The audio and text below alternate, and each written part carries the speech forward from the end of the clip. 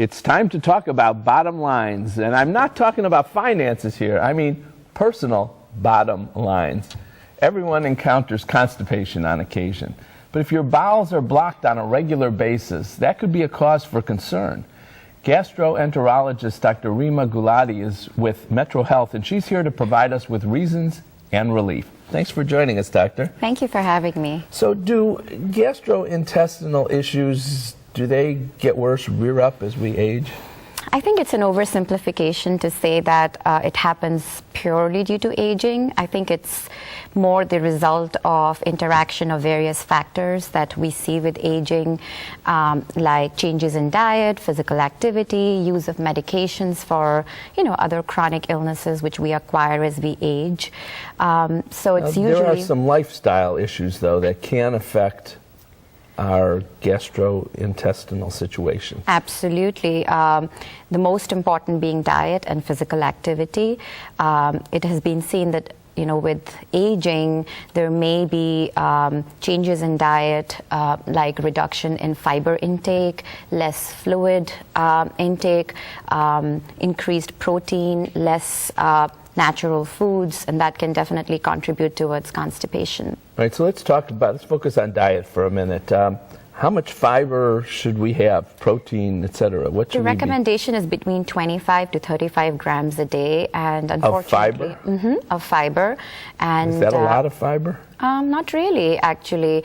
Not if we eat a lot of, sources like fruits, vegetables, whole grains. Unfortunately, animal foods are not a big source of fiber, and that's why most Americans do fall short on their daily fiber requirements. It's primarily acquired from plant-based foods. So should we be taking supplements for fiber? There are supplements available in the market, and many of them, actually the newer ones like wheat dextrins and inulins, are pretty easy to use, easy to dissolve, and they can be added to your breakfast cereal, soups, regular foods, and that does provide another way of having fiber. I know when you look at the cereal box, for example, and they tell you, how much, it's got fiber in it. But if it's listed as like the 18th item on the list, that's not much fiber. You can be sure that there's not much fiber. The farther in the listing it is, the less fiber there will be. And so you put up a list here of different percentages. Tell us what that symbolizes. Yeah, so this is based on the recommendations for a healthy, balanced diet for most Americans. And so about 45 to 65% of your calories should come from carbs.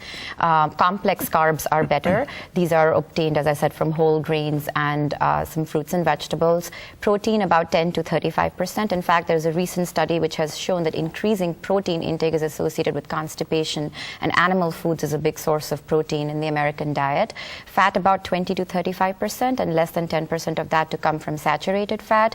Fiber, as I mentioned, about 20 to 35% a day, and at least 6 to 8 cups of free water every day, which is about 48 to 60 ounces. A lot ounces. of water.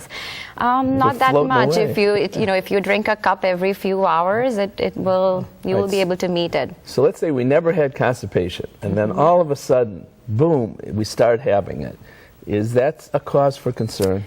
Certainly, with aging, an abrupt change in bowel habits is always concerning. And if you have not changed anything drastically, like your diet or been on a new medication, then one should certainly be alert to the possibility of some serious disorders like colon cancers, and seek consultation with a gastroenterologist. So don't just take a laxative. If this came up suddenly, maybe go see the doctor. Yes, we do not advise taking laxatives for long time periods without medical supervision. You should seek medical supervision at that Very time. important information. Thank you, Doctor. You're welcome. Thank you for Appreciate it. having me. So if you've stopped going, then make sure you go to Dr. Gulati's action list. Eat right, including fiber, exercise, drink a lot of water. If you're still having problems, then by process of elimination, you may have a more serious concern, and you need to see your doctor. My thanks to Dr. Gulati for fleshing out this important information. We'll be right back. Thank you. Find out more by calling Metro Health at 216-778-7800 or visit www.metrohealth.org. Want more Metro Health medical information?